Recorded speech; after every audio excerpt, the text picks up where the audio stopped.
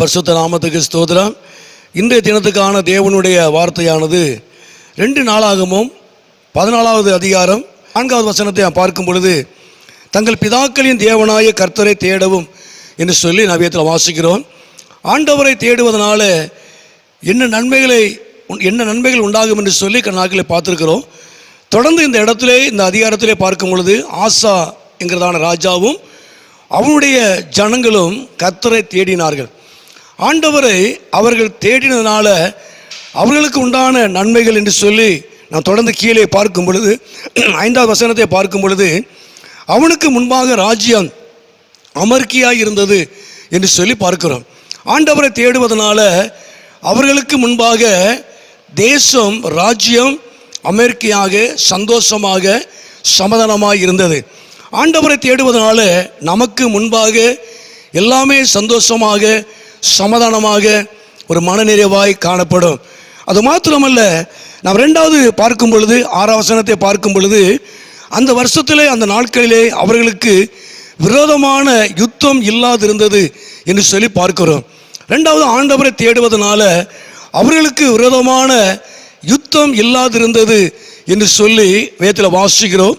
தேவன் உண்மையாகவே நமக்கு முன்பாக இருக்கிற எல்லா எதிர்ப்புகளையும் பிரச்சனைகளையும் அவர் மாற்றுகிற ஒரு நல்ல தேவன், நல்ல ஒரு இளைப்பாறுதலை ஆண்டவர் கொடுக்கிறவர்.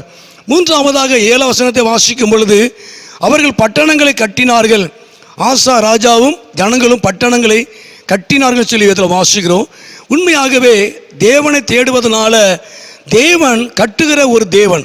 நம்முடைய வாழ்க்கையை தேவன் கட்டுகிறவர், நம்முடைய குடும்பத்தை தேவன் கட்டுகிறவர், நம்முடைய பொருளாதாரத்தை தேவன் கட்டுகிறவர். உண்மையாகவே இடிந்து கிடக்கிற, அமிழ்ந்து கிடக்கிற நாட்களிலே சிதைந்து கிடக்கிற எல்லாவற்றையும் தேவன் மறுபடியும் கட்டி எழுப்புகிற ஒரு நல்ல தேவன். இல்லாவிட்டால் தேவன் புதிதாக நம்முடைய வாழ்க்கையிலே, தேவன் நம்முடைய வாழ்க்கையிலேயும் குடும்பத்தை அவர் கட்டுவார், நம்முடைய வாழ்க்கையை தேவன் கட்டுவார், நம்முடைய ஊழியத்தை தேவன் கட்டுவார், நம்முடைய பொருளாதாரத்தை தேவன் கட்டுவார்.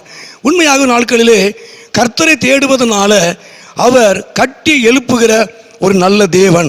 4வதாய் வாசிக்கும் பொழுது 11வது வசனத்தை நான் வாசிக்கும் பொழுது, கர்த்தர் அவர்களுக்கு துணை நின்றார் என்று சொல்லி பார்க்கிறோம். உண்மையாகவே நாட்களில் நம்ம ஆண்டவரை தேடுவதனால அவர் நமக்கு எல்லாவற்றிலையும் அவர் நமக்கு துணையாக இருக்கிறார். துணை நின்று காரியங்களை நடத்துகிறவராய், ஆசீர்வதிக்கிறவராய் இருக்கிறார். அப்போ உண்மையாகவே கர்த்தரை தேடுவதனால தேவன் நமக்கு இப்படிப்பட்டதான நன்மைகளை தேவன் நமக்கு செய்கிறார். கர்த்தர் நாமம் மகிமைப்படுவதாக. கர்த்தர் தாமே உங்கள் வாழ்க்கையிலும் கர்த்தர் ஒரு பெரிதான காரியத்தை அவர் செய்வார். ஜெபம் பண்ணும். எங்கள் அதிகமாக நேசிக்கிற நல்ல பிதாவே, அருமையான அந்த நேரத்துக்காக நன்றி செலுத்துகிறோம்.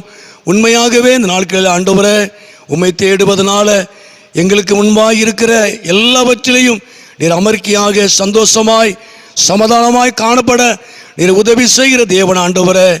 எல்லா ஆண்டவர் எங்களுக்கு அனுகூலமாய், சாதகமாய் காணப்படுகிறதுக்கு உதவி செய்கிறதுக்காக நன்றி செலுத்துகிறோம். அந்த வருஷத்திலே, அந்த நாட்களிலே யுத்தம் இல்லாதிருந்தது வாசிக்கிறோம். எல்லா விதமான எதிர்ப்புகளையும், யுத்தங்களையும், போராட்டங்களையும் நீர் மாற்றுகிறதான ஒரு நல்ல தேவன் ஆண்டவரே. உண்மையாகவே நாட்களிலே இதை கட்டுகிறவர், கட்டி எழுப்புகிற தேவன். எல்லா காரியத்திலையும் நீர் எங்களுக்கு துணை நிற்கிற தேவன். இந்த சத்தத்தை கேட்டுக்கொண்டு அருமையான ஒரு பிள்ளைகள் வாழ்க்கையிலே, குடும்பத்தில் தேவன் பெரிதான ஒரு காரியங்களை செய்வீராக.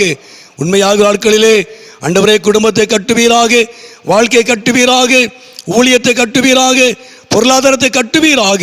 அப்படி நாமத்தை மகிமைப்படுத்தும். சேஷமான நாட்களிலே ஆண்டவரை சிதைந்து கிடக்கிற, இடிந்து கிடக்கிற எந்த ஒரு காரியத்தையும் நீ கட்டி எழுப்புகிற தேவன், நீ துணை நிற்கிற தேவன். ஆசீர்வதியும். இப்படி நாமத்தை மகிமைப்படுத்தும், மகிமையான காரியங்களை செய்யும். இயேசுவின் நாமத்தில் ஜெபிக்கிறோம் நல்ல பிதாவே. ஆமேன், ஆமேன்.